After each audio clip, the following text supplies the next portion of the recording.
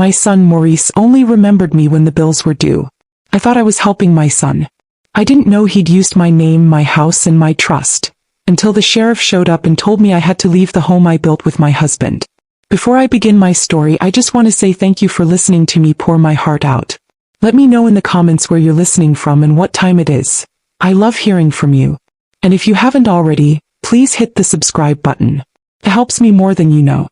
Now let me tell you what really happened. I always believed Maurice would take care of me when I got old. Not because I expected it, but because I thought I raised him to love me the way I loved him. I lost 3 babies before him. One born still too early to survive. When Maurice came into this world crying and strong, I called him my miracle. I poured every ounce of love into him, spoiled him even when I didn't have much, and made excuses long after I should have stopped. He was the only child I had left. Maybe that's why I let him handle everything. My bills, my passwords, my mail. He said it was easier if he just took care of it all. And I trusted him. I hadn't seen a bank statement in months. Whenever I asked, he'd wave it off. Ma, it's online now. I'll show you next time I come over. If I noticed a late notice on the table, he'd say it was a mistake and he'd call them. If the lights flickered or the card reader at the store declined me, he'd laugh and say, "That's just these old systems. Don't worry." And I didn't. Because worrying meant I didn't trust him. And I did. I really did. That morning was quiet. Too quiet. The kind of quiet that hums against your chest like something waiting to happen. I made coffee, sat down in my kitchen, and stared out the window like I always did. I remember thinking the weather looked just like the day my husband died. Gray, unsettled, no wind. Just stillness. Then came the knock. It wasn't a neighbor or a delivery. It was 2 uniformed officers and a man with a clipboard. I opened the door slowly, my hand trembling without me knowing why. "Ma'am, are you Evelyn Barnes?" the officer asked. "Yes," I said, feeling my throat go dry. "We're here on a court order to enforce an eviction from this property. You're required to vacate the premises today." The world didn't spin. It just fell still, like the house sucked in all the air and refused to let me breathe. "There must be a mistake," I said. "This is my house. I paid this house off." He looked at me with that same face the nurse made when she told me my second baby didn't make it. Pity without words. "Ma'am, we don't make these decisions. We just carry them out. Do you have someone you can call?" I stood there, gripping the door frame. My legs wouldn't move. My voice wouldn't rise. I didn't understand. I had no mortgage. I had no debt. I had no warning. Or so I thought. I called Maurice. He answered on the 3rd ring, cheerful like nothing was wrong. "Hey Ma, I was just about to call you. There are officers at my door," I said, voice breaking. "They said I'm being evicted." He went silent. Then casually, "Oh, I was gonna talk to you about that." "What's going on?" I asked, tears already welling. "What did you do?" "It's not a big deal. Just a business thing that went left. I had to use your name for some filings. Don't worry, it was just temporary. I didn't think it would come to this."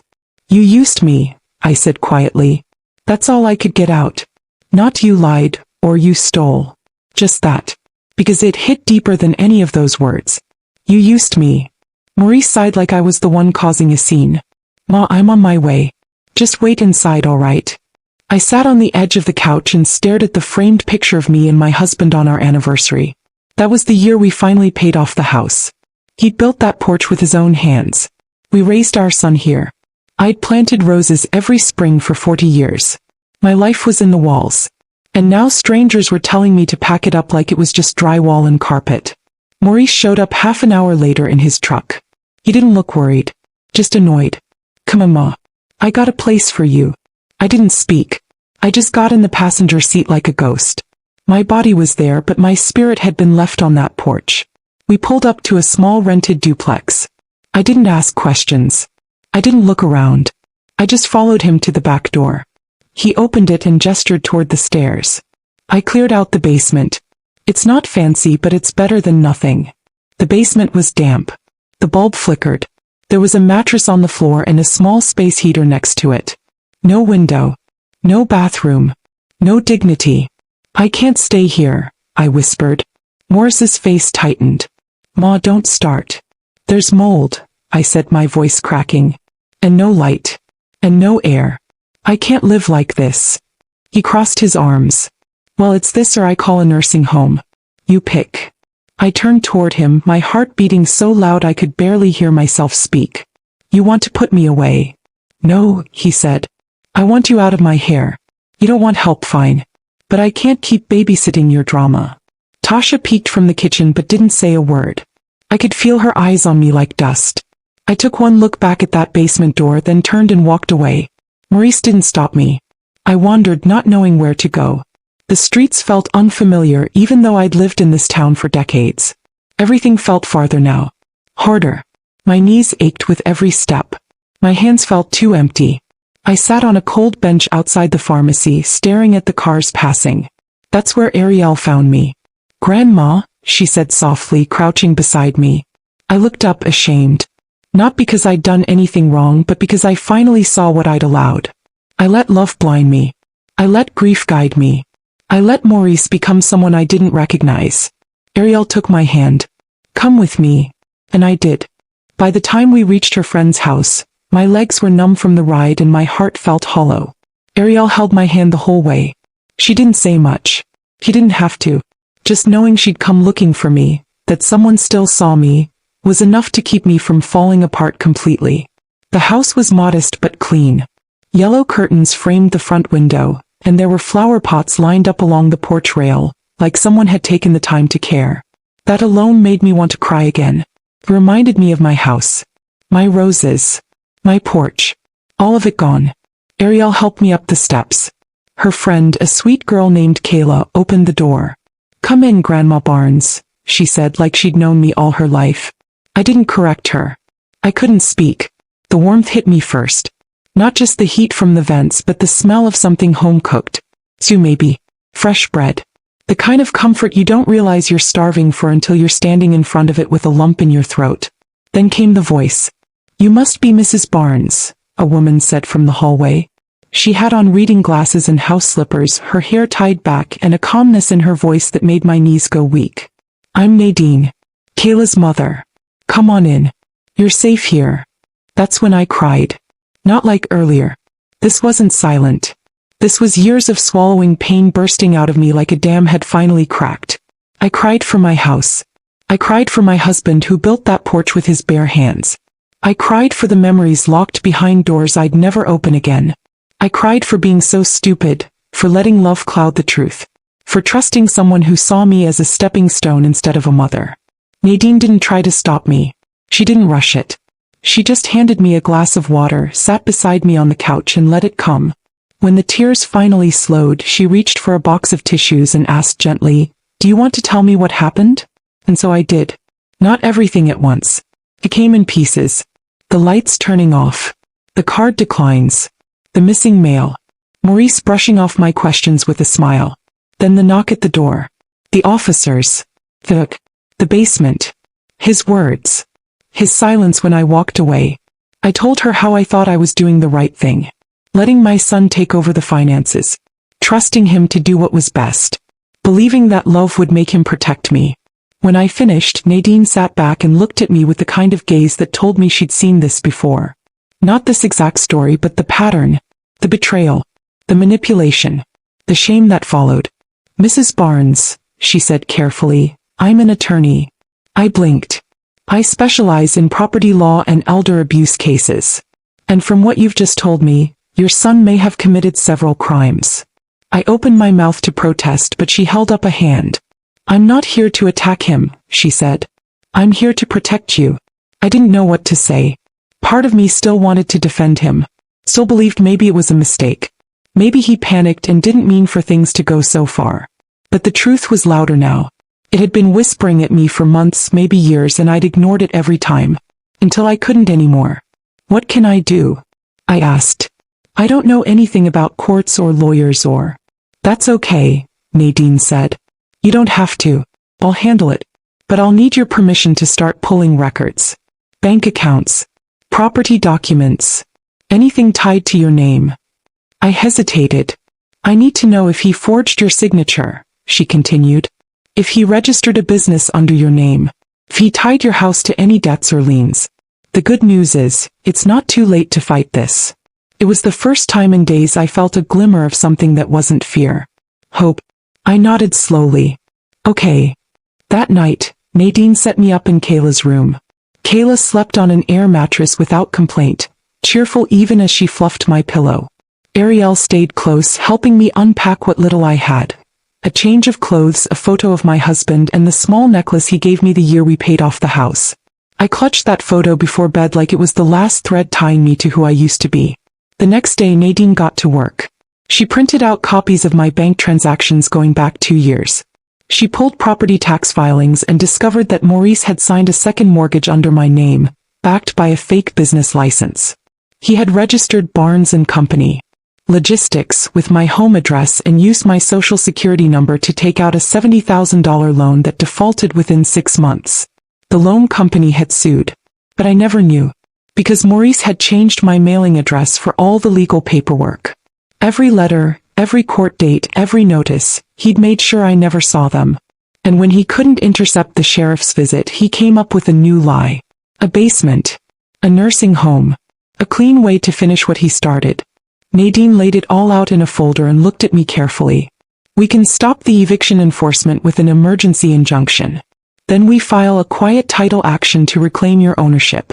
I'm also going to press for charges of elder financial abuse and fraud. I looked at the papers. My name in thick black print beside numbers I never touched. My signature next to words I never saw. How long will it take? I asked softly. That depends, she said. But you won't go through it alone. I looked at her, then at Ariel, then back at the photo on the nightstand. My husband had died thinking our home would always be safe. That it would be the one thing no one could take from me. I wasn't going to let him be wrong. Not anymore. Maurice didn't call the next day, or the day after that. Not to ask where I was. Not to check if I was okay. Not even to pretend he cared. But on the third morning he sent a text. You need to come get your things. We can't keep them in the truck forever. I stared at the message, the phone heavy in my hand. I didn't reply. I didn't know how. What do you say to someone who left you standing on the sidewalk while strangers took your house? To someone who told you to sleep in a moldy basement or go to a nursing home like you were a burden no one wanted? Nadine saw the message. She was sitting at the kitchen table with a laptop open, reviewing court filings and printing affidavits. Let me respond, she said calmly. You don't need to talk to him again. Not now. Not like this. But I shook my head. No. I need to see him. One more time. Nadine offered to come with me. Ariel insisted too. But I said no. This is something I have to say myself. So I put on the best clothes I had with me. A long navy coat, low-heeled shoes, and the scarf my husband bought me for our anniversary. I didn't wear makeup. I didn't need to look strong. I just needed to be heard. When I arrived, Maurice was standing by the moving truck, arms folded, his face blank. The house he rented looked the same as it had when I left. Small, beige, with peeling paint on the porch rail and weeds curling around the walkway. Tasha stood in the doorway with her arms crossed, watching but saying nothing. My things were stacked in boxes by the curb. They hadn't even covered them. My photo albums. My cookware. The old lamp from my reading corner. Rain clouds were gathering overhead. You could have just said something instead of making this into a legal circus, Maurice said before I even opened my mouth. I looked at him, really looked. I saw a man I didn't recognize. Not my boy. Not the baby I cradled after the delivery room nurse told me he was all I had left. Not the teen who cried when I sat in the front row at his graduation. This man was hollow behind the eyes. You used me, I said softly. Maurice scoffed. I told you it was temporary. You used me, I repeated, voice trembling now. You took everything I worked for. You let strangers walk me out of my own home. And then you looked me in the face and told me to sleep in a basement. He rolled his eyes. Don't start. I'm not starting. I'm finishing, I said. Tasha stepped outside now, walking slowly toward us. Evelyn, she said, her voice low, almost pleading. He told me it was just for a loan. I didn't know everything, I swear. I wouldn't have let it go this far if I'd known. I didn't respond to her. I couldn't. My anger wasn't hot. It was tired. Bone deep. Too heavy to lift anymore. You're going to court now? Over this? Maurice asked. You really want to make this a whole thing? You're gonna let some lawyer convince you to destroy your own family? I looked down at the boxes on the curb, then back at him. You destroyed it. You just didn't think I'd ever stop letting you. Maurice stepped closer. So what? You want to fight me now? Fine. You think you're gonna win? You barely understand how this stuff works. I don't, I admitted. But she does. And she's not scared of you. He opened his mouth to argue, but I turned and started walking away. The wind was picking up. I heard Tasha call after me, "If you go through with this, we'll never visit you again." I didn't stop. I walked 2 blocks before I let the tears fall. Not because I was sad, but because it finally felt real. The spell was broken. The love I gave unconditionally had turned into something twisted, and I let it happen for too long. That's when I saw the car pull up beside me. The window rolled down and Ariel leaned out, panic on her face. "Grandma, are you okay?" I nodded, though I was shaking. "Just needed to say goodbye." She parked and ran to me, wrapping her arms around my shoulders. "Come back. Please." Back at the house, Nadine had filed the injunction with the court. The eviction order was paused. She filed paperwork to reclaim title to the house under a quiet title action and had already drafted affidavits for me to sign, confirming the forged documents Maurice had submitted. "This isn't going to be quick," she warned. "But we're on solid ground." "Will he go to jail?" I asked. "Not yet. That depends on whether the DA picks it up after we present the financial abuse evidence. But even if he doesn't, we'll make sure he never has access to your property or accounts again." I sat at the kitchen table with a pen in my hand. The paper in front of me was a formal complaint. I was pressing charges against my own son. My fingers hovered for a moment. Then I signed. Later that evening, Ariel came into the guest room with a box. "I saved what I could before he dumped the rest," she said quietly. Inside were my photo albums, my wedding ring, a small envelope with pressed flowers from our old garden. I held them close like a mother holds a newborn. This wasn't what I ever wanted, but it was what I had to do, and I wasn't doing it alone anymore. The courthouse smelled like paper and old air, the kind of dry stillness that soaks into your skin and makes everything feel like waiting. I'd never been inside one before. I'd seen them on television, of course, but never imagined I'd walk through the doors myself, especially not for this. Not to fight my own son.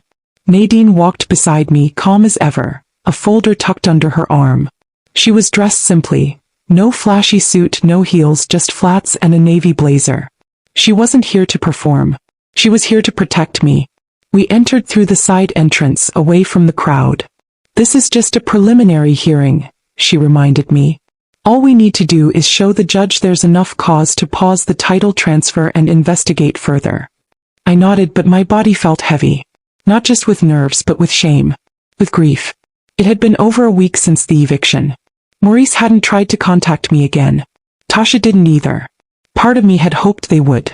That they'd show up on their knees, apologizing. But they didn't. And maybe that was the clearest truth of all. We sat in a long hallway before the hearing. My hands fidgeted in my lap. Across from us was a younger woman with a baby in her arms, rocking side to side like she was trying to hold the world still. I couldn't stop looking at her. She reminded me of myself in a time I hadn't visited in years. I wondered if she felt alone. I wondered if someone was about to fail her the way I had been failed. Nadine leaned over and gently placed the file in my lap. "You don't need to say anything today. Just be present. I'll handle the rest." Inside the courtroom, everything echoed. The judge was a gray-haired woman with tired eyes but a firm voice. Maurice wasn't there. His attorney stood in his place, smug and overconfident, arguing that this was a family misunderstanding and not a legal matter. That Evelyn Barnes had willingly entrusted her son with her finances, and that this was an unfortunate fallout of poor communication. Nadine stood calm as water and began to speak. "Your Honor, what we have here is not a misunderstanding. It is a clear pattern of deception and elder financial abuse. My client had no knowledge of the business registered in her name, nor of the loans taken against her fully paid-off home. We have signatures that do not match her handwriting, withdrawals she never authorized, and documentation showing that all notices and communications were redirected away from her address." She handed a stack of papers to the clerk. The judge skimmed the first few pages, raised her brows slightly, then looked back at Nadine. "And you're seeking what at this time?" "A temporary injunction to halt any transfer or repossession of the property, and a court order to begin formal investigation into the fraud. We are also requesting immediate revocation of any financial authority her son may have had, informal or otherwise. The judge nodded. Granted. The evidence warrants a full review. That was it. 15 minutes. A piece of paper and a signature. But to me it felt like the beginning of something much bigger. Something I hadn't dared believe in since I lost my home. Hope. We left the courtroom in silence. My legs wobbled a little on the way down the steps, but Nadine didn't let go of my arm. You did good, she said. I didn't do anything. You showed up, she replied.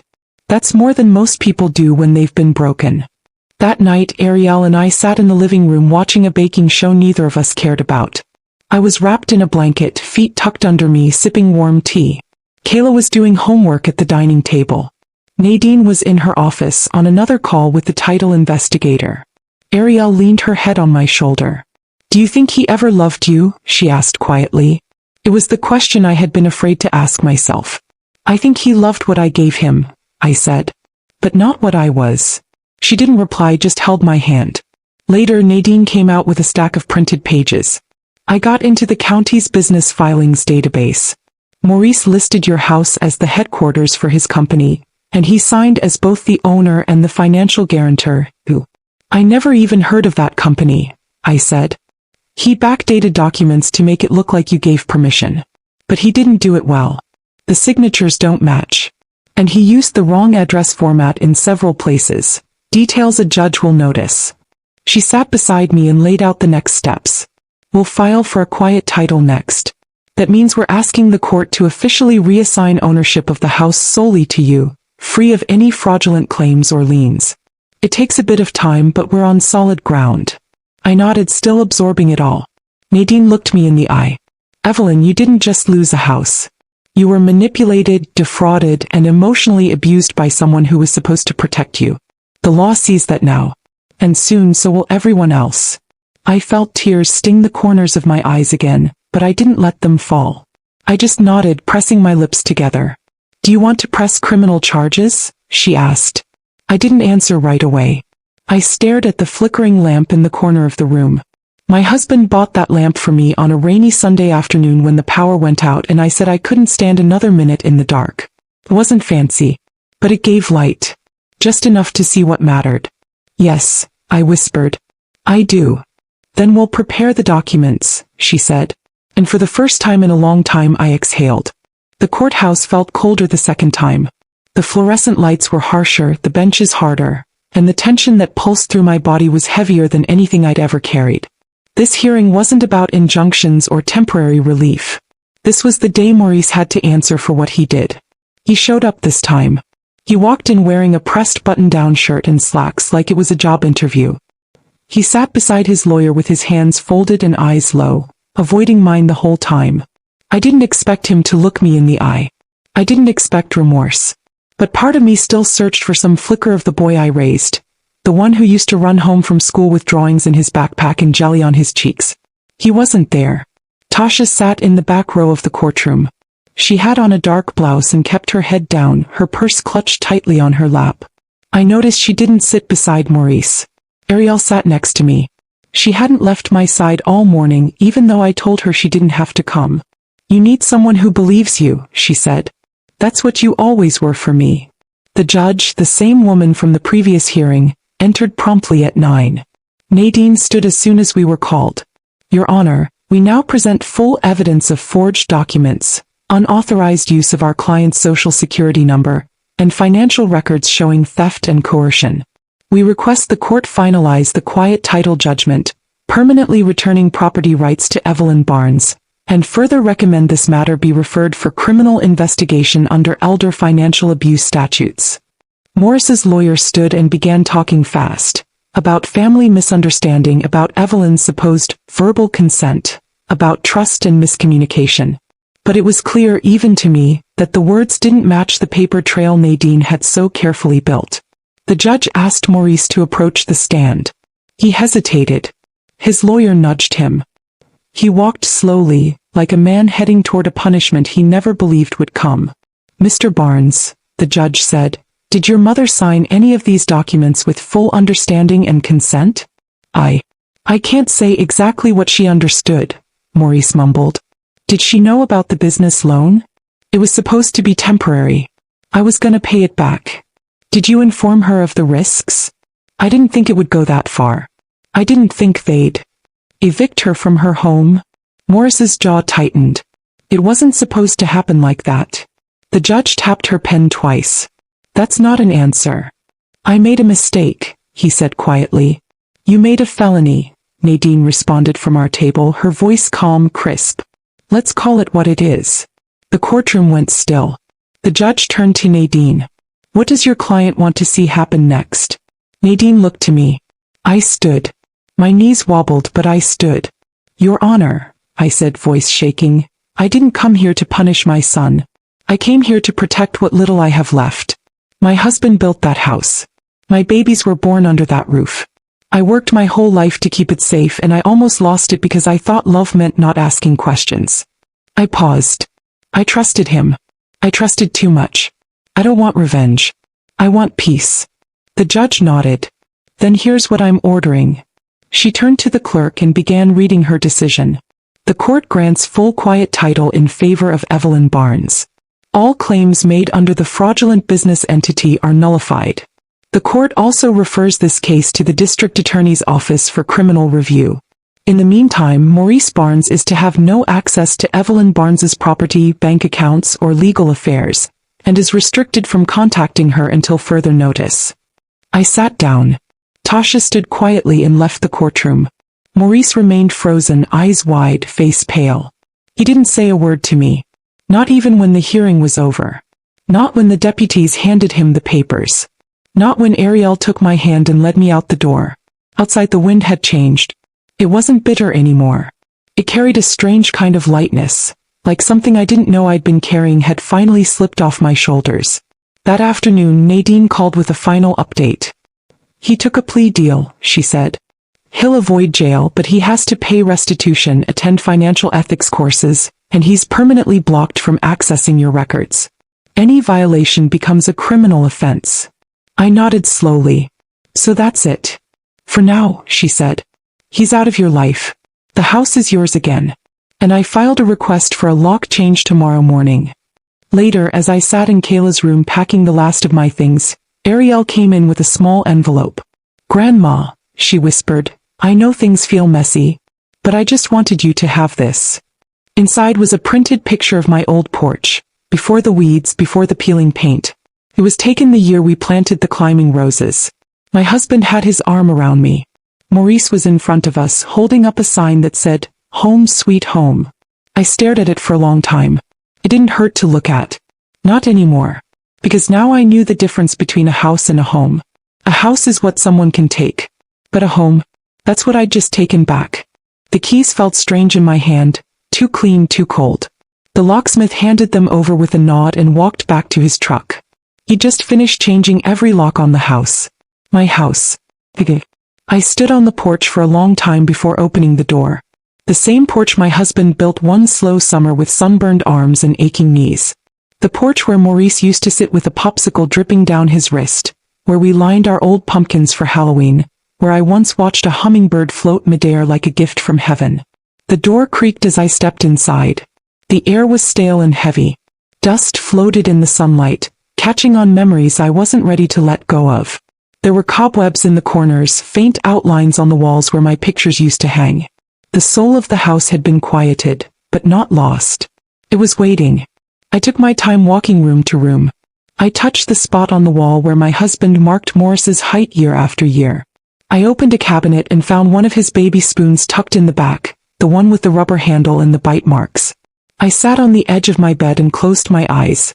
The mattress still remembered the shape of me.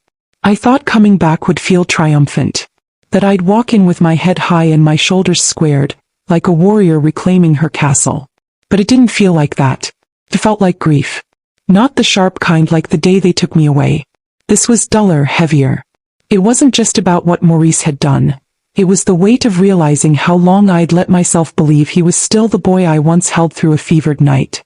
The boy who cried when his goldfish died. The boy who used to run down that hallway yelling, Mama, watch this. That boy had vanished a long time ago. I spent the first 2 days cleaning. Not because the house was dirty, though it was, but because scrubbing soothed me. I wiped every counter like I was erasing what had been done. I laundered the curtains and opened the windows. I repotted the wilted aloe plant on the kitchen sill. I wasn't fixing the house. I was waking it up.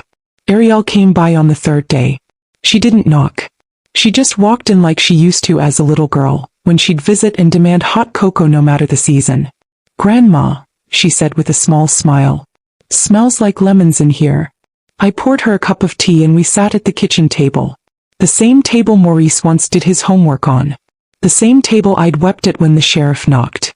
He looked around. "It's starting to feel like home again." "It always was," I said. "Even when I was gone."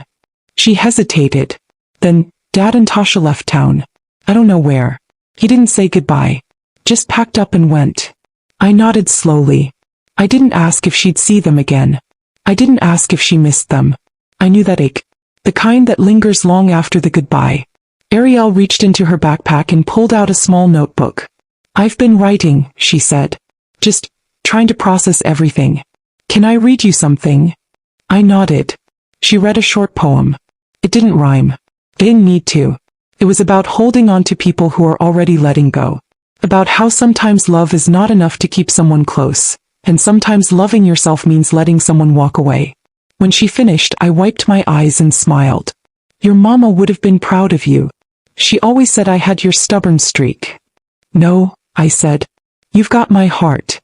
Later that night, I sat alone on the porch with a blanket over my legs and a cup of tea warming my hands. The moon was bright and the wind carried the faint smell of soil and change. I wasn't angry, but I wasn't at peace yet either. I was somewhere in between, standing on the edge of who I used to be and who I was becoming. Tasha had tried to guilt me before they left.